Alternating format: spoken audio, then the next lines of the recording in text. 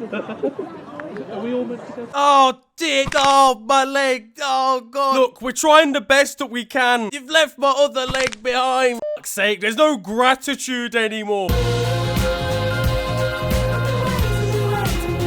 Yo guys, it is your boy Near here, and welcome to FTW. This of course is the series where I bring to you the best and more frequently the worst of what football has to offer during the last 7 days. But what's been kicking off in the world this week? Well, Tyson Fury won the third fight between himself and one of America's finest, Deontay Wilder, in a heavyweight boxing classic. Both were down during the fight before a Fury KO in the 11th round. Wilder's a regular at Las Vegas hospital at this stage. Oh, there he is again. Welcome back, son. What are his excuse is gonna be this time? So basically my suit wasn't actually heavy enough this time and it sort of caught me off guard, kinda. This was a clash of the ages. Props to both of them. Tyson Fury didn't let it stop him getting on it after though. You've scrapped with one of the best of an era at 9 and you've gone prism at 12. It's a feat that none of us can come close to. But don't worry, if you're ever feeling invisible, you could be Tommy Fury in a family picture, or you could be Harry Kane for this entire season. The Tottenham man didn't feature as England beat Andorra 5-0 in their first World Cup qualifier of the international break. Goals were scored by Ben Chilwell, Bukayo Saka, Tammy Abraham, James Ward-Prowse and Jack Grealish. Shaq and Bukayo Saka didn't quite have their full-time routine nailed down though. Big sacks on the score sheet. You're gonna say something like JG on the score sheet? JG on the score sheet. But it was a performance you'd expect against the nation with a population of 70,000. That's less than Carlisle. We played the Carlisle national team. The game almost didn't go ahead after a fire broke out in the stadium the day before, and it was caught live on Sky Sports News. Not featured quite so much. We're just going to pan across there, Joe, because this is quite a big incident that's happening live that's just been pointed out to me. That is the gantry here at the Estadio Nacional that's, as you can see, burst into flames. Cheers, Jeff. If you want to get rid of VAR, all you've got to do is say. To be honest, it's calm anyway. The head of the fire department's probably the national team's defensive mid. Andorra's right back got put in a spin cycle by Jadon Sancho, and he took it very well, in fairness, even if his hamstring didn't. And he was there in the replies as well. And the guy was 41, you know, even Jadon Sancho was quick to come to his defense. You know what it is? We can't even be laughing at my man, bro. Man's 41, bro. Certain man don't even get to that age. Don't even make it to 41, for fuck's sake. The poor guy was looking like this in Sancho's mirrors. And England's final goal was the product of a lovely counter-attack coming all the way from our goalkeeper with a Sam Johnston throw that went past the halfway line. How do you even do this? The man's shoulders have a V6 turbo engine and a gearbox in them. With significantly less quality on display, however, against Hungary, as the Three Lions suffered a disappointing setback. John Stones rescued a point after some Luke Shaw Kung Fu. On your left. Everybody was kung fu fighting. Police clashed with violent Hungarian ultras in a scene only slightly less predictable than Jack Grealish being subbed off whilst playing well. Which member of Gareth Southgate's family has this man shagged? Because honestly, at least he can take comfort in seeing Ben Chilwell on the bench again. Hello. Hang on, mate. Fancy seeing you here. And with the drama in the crowd, I'm looking forward to seeing Hungary's fine of £37.50. Declan Rice isn't quite the same without Calvin Phillips as a centre mid partner. Mason Mount just isn't cutting it for England at all. But Harry Kane, for crying out loud, man. The man's not a supermarket hero anymore. He's lost his club card. You've scored less goals than Pierre Gasly in the last 7 days, and he's driving in Formula 1 this weekend. You can drop deep, but eventually it starts to get a little bit excessive. Hey, fam, come on, play me in. And in fairness, England aren't helped by Gazza's phobia of substitutes. If you're on the bench, you might as well jump into the crowd and help the police. It was a poor performance, but the positive is we're still in pole position to qualify for the World Cup. And then it is, in fact, coming home. Over in the UEFA Nations Invitational Community Super Shield, and it was France who beat Spain in the final, though controversially. Spain took the lead in this one before a stunning Benzema equaliser, an outside-of-the-box finesse. Well, someone's been playing FIFA 22. Mbappe then scored late on with a seemingly offside winner, but a goal was given because of a touch on the way through from centre-back Eric Garcia, which is a complete show. Is he supposed to just not try and go for it? Just get a deck chair out and watch the ball as it passes him by? It wasn't a separate pass to the one that set Mbappe through. The linesman was in real difficulty trying to look down the line. What's even kicking off in the VAR room if they can't get this right? Did you see Mbappe just then? I don't know. Yeah, mate, he's offside. He's behind Laporte. Laporte? He's Mbappe's teammate. Stephen, he's Spanish now. Oh, yeah, and I was born yesterday, mate. All right, cool. Anthony Taylor was in charge of the game. Of course it was going to end disastrously. The man realised there's Chelsea players that are also Spanish, and he's fixed the whole thing. This is huge! This is massive! Antoine Griezmann didn't seem to have a care in the world, appearing in the background of Mikel Oyarzábal's post-match interview, but there was pain for France in the form of an injury to centre-back Raphael Varane, which also causes pain for United, as they're already without centre-back partner Harry Maguire. United are finished. Their centre-back options are now Lindelof, Eric Bailly, Phil Jones, some Don from the under-19s, and a club shop assistant site manager. Spain found their way into the final by beating Italy. England fans were celebrating their loss, even though this competition's worth less than an under-21 man of the match award. Meanwhile, in the other semi, and France came back from 2-0 down to beat Belgium 3-2 in an absolute classic. This halftime tweet from Belgium didn't really age very well, but honestly, how has Roberto Martinez not taken this team to a final? This man should be the manager of Prison FC. He's a fraud. He's clearly been watching Spurs' tactics too closely. To be fair, how can it be a golden generation when the average defensive age of this squad is 68? And everyone will still love them. I can't wait for them to extend their place at #1 in the world rankings. They could go out in the group stages, go into administration as an entire country, and threaten world peace, and they would still stay as #1 in the world. Elsewhere in Europe, and Northern Irish fullback Jamal Lewis was given a second yellow card for time wasting during the first half of a game that was still 0-0. He's evidently not time wasting, is he? This ref's out of control. Ah, shit, sorry, a couple minutes late there with the ball, but it's all good to start off. You're barred. Get out of here. Another win for the Russian national team means another party in their dressing room. Poland versus Albania had to be suspended when the Poles took the lead in this one, and Albanian fans threw bottles down onto the pitch at the Polish players. I just ban them both. Get them out of here. Definitely not because of England. Just get. Meanwhile, Cristiano Ronaldo scored a hat-trick against Luxembourg in Portugal's latest cup qualifier. He's got a good record this season, but the man's discovering new countries at the moment, moving like Dora the Explorer. So Cristiano, you've scored again against the nation with 47 inhabitants. Look, if I have to do research into how to pronounce the nation you've scored against, it doesn't count. Over in Scotland, we've got some outstanding vocal ability. Boogie, boogie! Oh my God! Boogie, boogie! Oh my God! Meanwhile, at Sweden, and there's the story of Emil Forsberg, who promised a ball girl that he would give her his shirt at the end of the game if she promised to take ages to give the ball back to the opposition. It's a shithousery award for the Leipzig midfielder. Now, I spoke about the Newcastle takeover in a separate video here, but they're still ready to take over the world of football. Lionel Messi gave an emotional farewell from PSG, knowing that he can earn more there. So we don't have the capacity. Jonjo Shelvey's learning Arabic so that he can plead with the owners to stay. And the cast of Geordie Shore are going to be out on a Champions League tour next season. I'm a fucking weapon. I grill more birds than George Foreman. Fucking hell, I preferred it when we played against Burnley on a Saturday. The year is 2024. Kevin De Bruyne finds Mbappe to make it 14-0 in the King Abdullah Sports Stadium. But in the year 2021, and they're linked with Anthony Martial. All of these celebrations to become as good as Southampton. In South America, and Brazil faced off against Colombia, with Neymar facing off against... For crying out loud.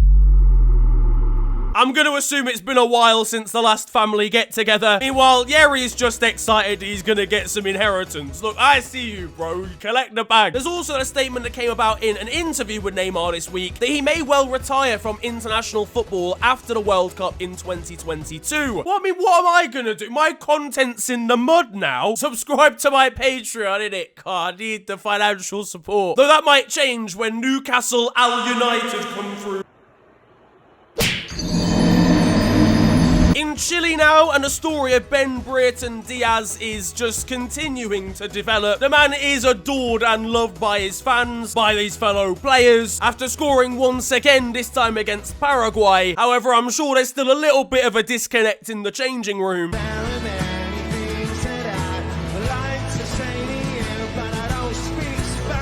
Meanwhile, speaking of Paraguay, and when they faced off against Lionel Messi's Argentina, one fan snuck onto the pitch for a picture with Leo, then clapped the fans with his own nation afterwards. Look, I know we're struggling for players for the national team, but that kid's 11. Leo's former club, Barcelona, wished him luck in his endeavours for the Ballon d'Or this year. Just stop. Alright, he's not your player anymore. He's blocked your number. You don't even have the money to pay your phone bill anymore. I have a feeling Barca are going to take it pretty personally when Leo himself makes it 9-0 against them for PSG in the Champions League. Hey, yo, don't let him do that. I've been there for you since day one! And Barca are also in the news this week for giving youngster Pedri a new contract. Now, the deal keeps him at the club until 2026 and also sees him have a release clause of $1 billion. Coincidentally, 1/18th worth of Newcastle's transfer budget. Over Real Madrid, and Gareth Bale confirmed that he is the best golfer at the club. I should hope so, mate. It's the only sport you've played the last 3 years. In a Marseille Legends game dedicated to Didier Drogba, the Ivorian looked in peak condition, scoring a hat-trick in this one. Sami Nasri,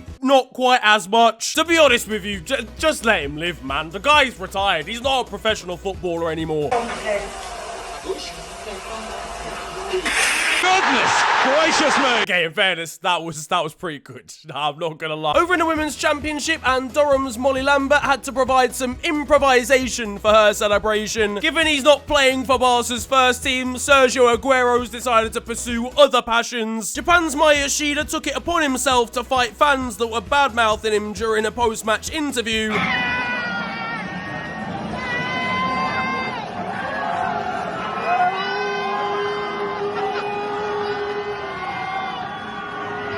And over in Turkey, look, if you don't have a season ticket, it's not the end of the world there.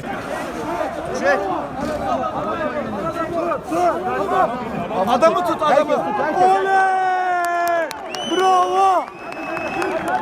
Tamam, tuttuk. Hello all, and welcome to The Beautiful Game, the segment where we take a look at the poetic and brilliant side of the game that we love. We are back, by popular demand, for yet more glorious beauty. Complementa ali o Varley, Jean Patrick, devolve de cabeça, e a entrada dura. And that concludes The Beautiful Game. Closer to home, and Manchester United youngster Facundo Pellistri admitted this week that he was concerned his move to the Red Devils would fall through, and that's because he accidentally used the wrong signature to sign every single contract document. Continuing on the United theme, and club legend Wayne Rooney has got a documentary coming out soon. Don't worry lads, I've got the poster sorted for you already. I mean, it's gonna be great and all, he's got a great story to tell, but 50% of the dialogue's just gonna be the word The guy can't count far enough to go past chapter 9. What are we doing here? Over in Spain, and Leganes have a very interesting trophy system. I don't even know what the backstory is to this, but Turkey conducted their very own neighborhood zoo.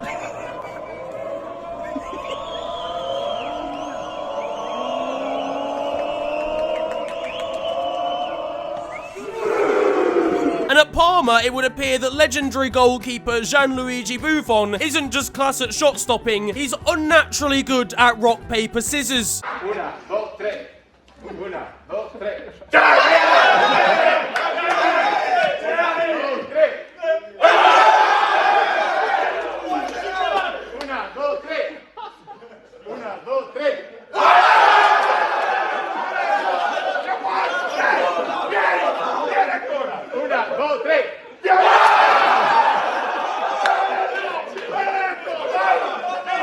Para Gigi.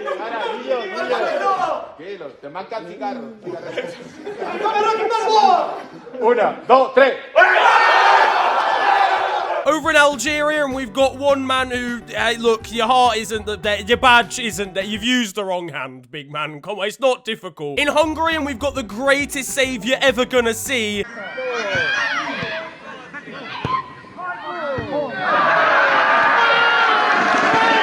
Meanwhile, in Pakistan, and this penalty shootout just shows you that it really isn't over till it's over.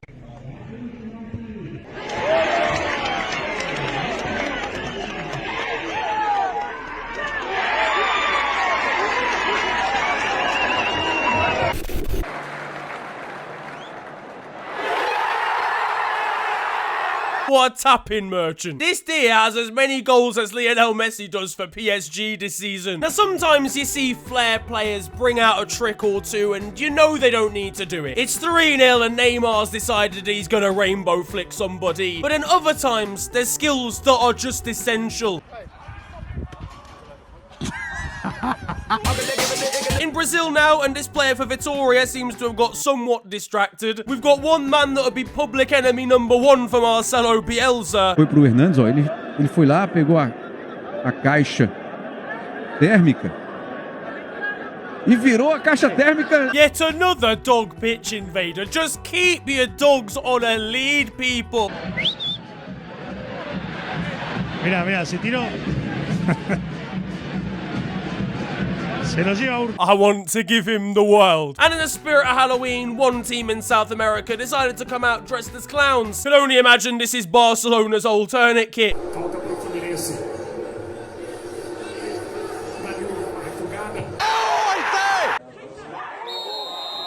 Now though, it is time for Still 0-0, and you guys know the score by now. This is a segment of the show where I bring to you the best of Sunday League and amateur football. Now, Sunday League can be a vicious and merciless place. As a defender, you could have your career ended very quickly by an attacker, but by an assistant manager, fam, you just gotta go home.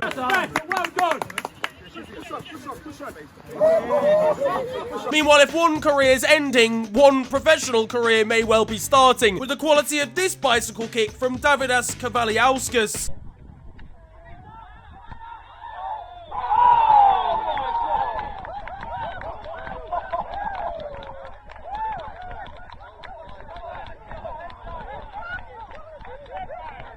How is he celebrating like that's the third one he scored today? But on to the weird stuff now. Back to Brazil again, and former PSG fullback Rafinha got himself in trouble this week. His side Grêmio slipped into the relegation zone after a loss against Santos, and he took his frustrations out on a ball boy by the side of the pitch. He was red carded, but it's just not acceptable. I'm sorry, man, I said I was only 2 minutes late bringing the ball in. Elsewhere, we've got a pitch here which logistically has not been put in the right location. No wonder the corner was taken quickly. The 3:30 to Macclesfield's on the way through. Fortaleza's newest goal scorer is in electrifying form. But the final story we end on today is very serious indeed, because I want to give my heartfelt messages and prayers to Bournemouth midfielder David Brooks. The Welshman was diagnosed with stage 2 Hodgkin lymphoma this week, and he will obviously start treatment now. He put out a statement about it a couple of days ago. It seems as if it's been found early, which hopefully is a good sign, but once again, just want to extend my well wishes to him and his family, and hoping for a full and speedy recovery. But that is where we're going to wrap up football this week, and I hope you have enjoyed it. If you have, then feel free to slap a like on the video, and of course subscribe if you're new to the channel. You can also follow me on social media. It is at @theofficialfng on Twitter and on Insta. But it's been a pleasure ranting at you guys today. Have a wonderful day, enjoy yourselves, and goodbye.